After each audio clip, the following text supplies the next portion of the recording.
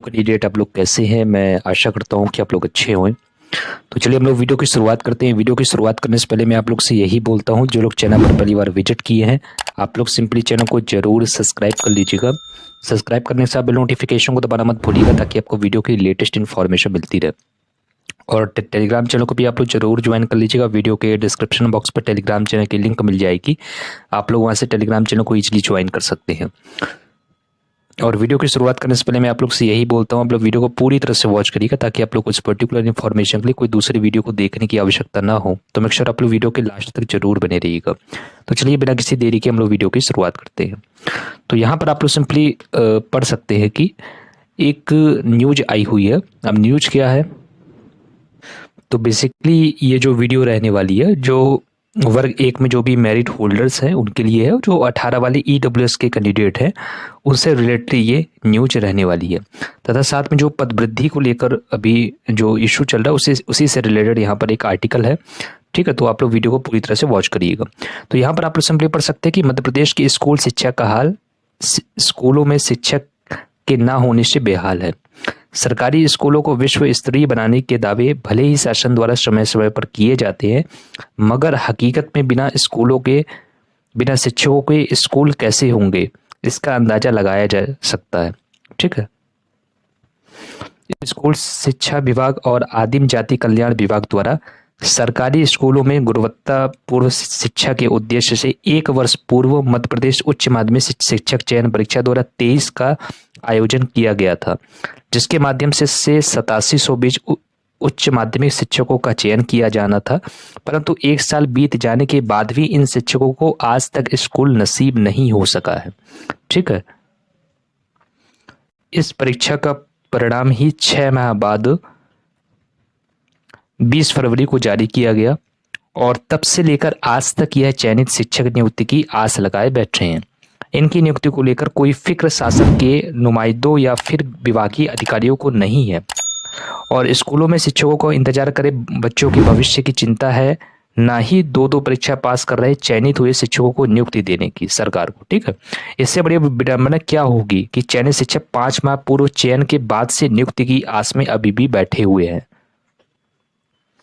इसको भी आप लोग सिंपली पढ़ सकते हैं कि स्कूल शिक्षा विभाग ने दस्तावेज सत्यापन कराया और अभी भी जो है नियुक्तियां नहीं दी है। स्कूल शिक्षा विभाग द्वारा उच्च माध्यमिक शिक्षक चयन परीक्षा 2023 के 15 विषय के अंतर्गत चयनित अभ्यर्थियों ने दस्तावेज सत्यापन और शाला विकल्प चयन का कार्य 1 माह पूर्व ही किया जा चुका है, जिसके बाद से चयनित 3400 अभ्यर्थी दिन रात नियुक्ति की आस लगाए बैठे हैं।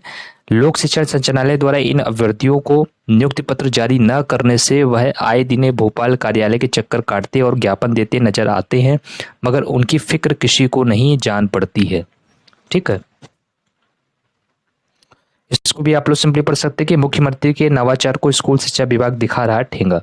तो मध्य प्रदेश के मुख्यमंत्री जो कि है डॉक्टर मोहन यादव ने सत्ता संभालते ही जिस नवाचार का जिक्र कर परीक्षाओं के बाद चयनितों को तुरंत नियुक्ति देने का वादा किया था, और उनकी मंशानुसार PSC समेत अन्य विभागों ने चयन होने के बाद युवाओं को 15 दिन में नियुक्ति पत्र वितरित किए थे, मगर स्कूल शिक्षा विभाग और लोक शिक्षा संचालनालय ने मुख्यमंत्री को ठेंगा दिखाकर 5 माह पूर्व चयनितों को आज तक नियुक्ति पत्र प्रदान नहीं किया है।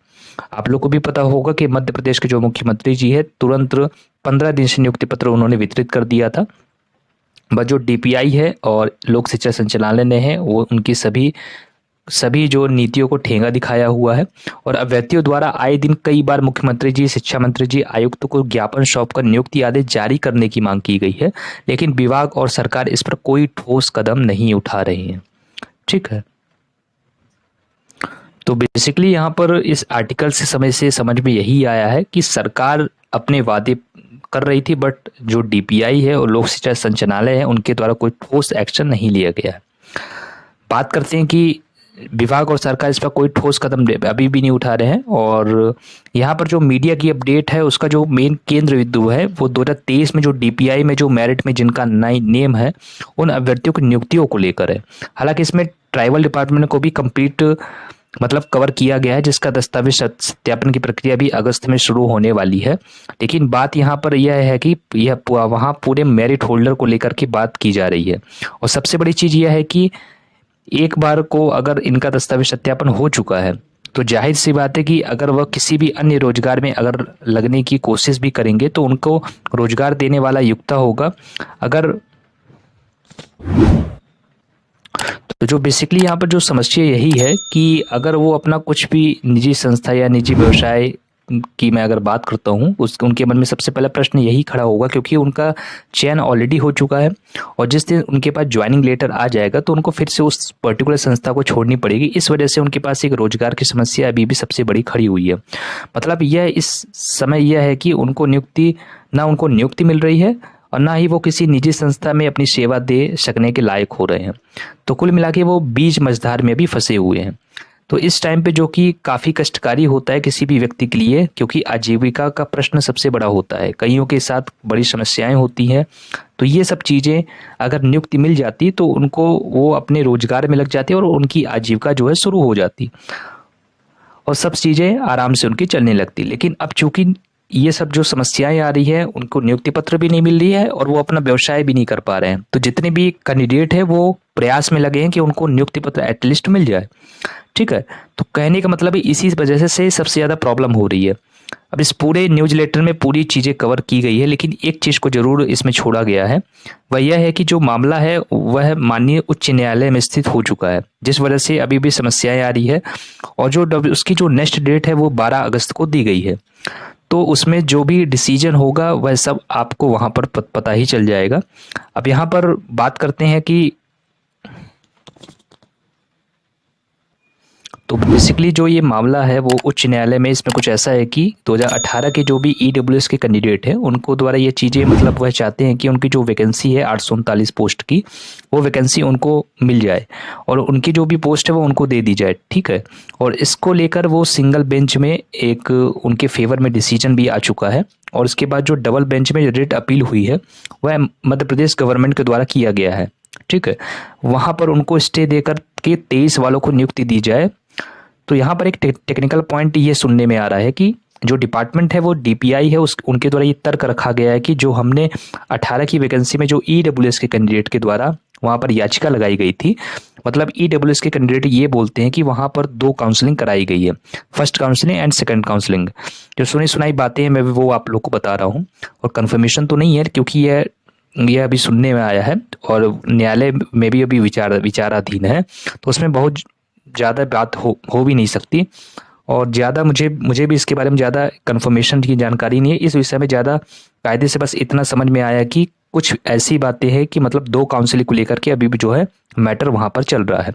डिपार्टमेंट यह बोलता है कि हमने 2 एडवर्टाइजमेंट निकाला और ईडब्ल्यूएस कैंडिडेट यह बोलते कि हमने वहाँ पर 2 काउंसिलिंग हुई, फर्स्ट काउंसिलिंग और सेकंड काउंसिलिंग हुई है।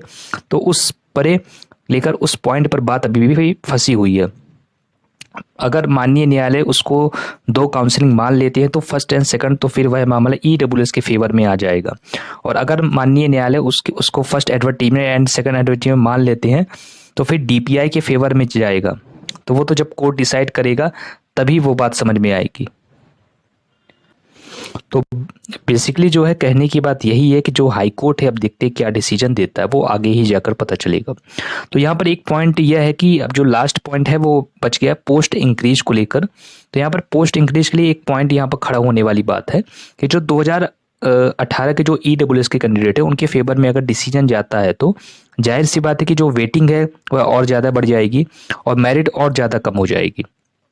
मतलब अब यहाँ यह होगा कि नीचे के जो मेरिट होल्डर्स है वो लोअर रैंक्स में पे जो मेरिट होल्डर है वह सब आ जाएंगे वेटिंग में। ठीक है, क्योंकि मेरिट और छोटी हो जाएगी और वेटिंग और ज़्यादा बड़ी हो जाएगी। तो इस वजह से क्या होगा कि एक तो पोस्ट की शॉर्टेज वैसे ही है, आप सभी को पता है कि लगातार पोस्ट इंक्रीज को लेकर तमाम ज्ञापन दिया जा रहा है, मीडिया पर भी बातें उछाली जा रही है और उसके द्वारा भी गवर्नमेंट के द्वारा भी ना तो डीपीआई या विभाग के द्वारा किसी भी तरह से कोई ठोस आश्वासन मिला है। मतलब इसमें से कोई ऐसा पोस्ट बढ़ाने को कुछ ऐसा चीज़ जो बात है वो सूत्रों के हवाले से कुछ मीडिया में न्यूज आती रहती है, कुछ ऐसा मंत्रालय सोच रहा है, डीपीआई सोच रहा है, विभाग सोच रहा है। तो जब वो वास्तविकता में बदलेगा तभी वह चीज़ें कन्फर्मेशन होगी। लेकिन यह जरूर है कि जहाँ पर आप यह समझ सकते हैं कि इतना मतलब बड़ी संख्या में अभ्यर्थियों ने परीक्षा में पार्टिसिपेट किया है और इसके बाद 2-2 एग्जाम भी उन्होंने दिया हुआ है और कुछ ना कुछ न्याय सरकार को करना चाहिए। और हो सकता है कि ये जो काउंसलिंग की प्रक्रिया है। जैसे अभी डीपीआई का कंप्लीट हुआ है, हालांकि ज्वाइनिंग तो अभी नहीं मिली है, साथ में फिर ट्राइबल डिपार्टमेंट का भी शुरू होने वाला है। उसके बाद वेटिंग के बारे में भी विभाग कुछ ना कुछ विचार करे, या जब भी करेगा तभी समझ में आएगा। लेकिन यह जरूर है कि जो भर्ती है जो 2018 वाले और 23 वालों के बीच में फंस गई है। और एक चीज़ यह भी है कि यहाँ पर जो पूरी भर्ती है, जो मतलब 8720 पोस्ट पर जो भी निकल कर अभी सामने आई है, और सभी के सभी पोस्ट जो है वो 2018 के गजट नोटिफिकेशन में जो पोस्ट आई थी उन्हीं में से बचे हुए पोस्ट में, मतलब आप यह समझ सकते हैं कि फ्रेश पोस्ट डिपार्टमेंट को देना चाहिए था। वह पोस्ट अभी नहीं है, क्योंकि जरूर अगर दिसंबर 2022 में गजट जरूर जारी हुआ था, मतलब 2023 की परीक्षा के लिए, लेकिन उसमें पद जो है वो चेंज नहीं है किए गए हैं। जो 3478 पद 18 के गजट में दिखा रहे थे, वही पद आपके दिसंबर 2022 के गजट में भी दिखा रहे हैं। लेकिन अगर आप 18 से 23 का आकलन करते हैं तो 5 साल का समय वो हो गया है। इसके अलावा जो अभी जुलाई अगस्त में रिटायरमेंट की प्रोसेस चल रही है, साथ में प्रमोशन की भी प्रोसेस हो रही है, उसकी वजह से भी काफ़ी मात्रा में यह कह सकते हैं कि काफ़ी संख्या में जो पद है वह खाली है और अभी किसी भी तरह से रोस्टर में नहीं आया है। जो यह सभी 23 की जो भर्ती चल रही है 18 के बचे हुए पदों पर ही हो रही है। इसमें से बैकलॉग के पद अलग हो गए हैं, फिर जो फ्रेश पद बचते हैं वह फ्रेश पद जो है वो मतलब जो अनफिल्ड रह गए हैं, जो भरे नहीं है। इसी को लेकर के जो 18 वाले कैंडिडेट्स हैं ईडब्ल्यूएस वाले भी, साथ में जो नॉर्मल है नॉन ईडब्ल्यूएस कैंडिडेट के, वो भी सभी माननीय हाई कोर्ट जा चुके हैं और वहां से उनको अपने फेवर डिसीजन भी लाए हैं। तो वह पॉइंट भी यहाँ पर एक बनता है, लेकिन फिर भी सबसे बड़ा पॉइंट यही है कि जो भी चीज़ें हैं उसमें कोई ड्रॉबैक नहीं होना चाहिए, सभी चीज़ें क्लियर होनी चाहिए। जैसे आप देखिए 87 और 13 का जो मामला भी एक अलग मैटर चल रहा है ईडब्ल्यूएस का, ठीक है, तो वो जो ओबीसी का रिजर्वेशन वाली बात यहाँ पर अभी भी फंसती चली जा रही है। इसका मतलब ये है कि वेटिंग और भी ज़्यादा क्लियर हो सकती थी। जैसे मान लीजिए कि अगर ईडब्ल्यूएस 18 की अगर बात करते हैं, तो अगर यह पोस्ट उनको दे दी जाए तो इन केस अगर मान लिया जाए कि इनके फेवर में डिसीजन जाता है ईडब्ल्यूएस के, तो आप भी ये समझ सकते हैं कि अगर 87-13 वाला जो मामला अगर वह क्लियर होता, मतलब चाहे ओबीसी को मिलता या फिर यूआर को मिलता, वेटिंग और भी ज़्यादा क्लियर होती। अगर यहाँ से पोस्ट उठ के ईडब्ल्यूएस 18 में जाती तो जो 13 पर है वो कहीं ना कहीं एडजस्ट होती, ठीक है।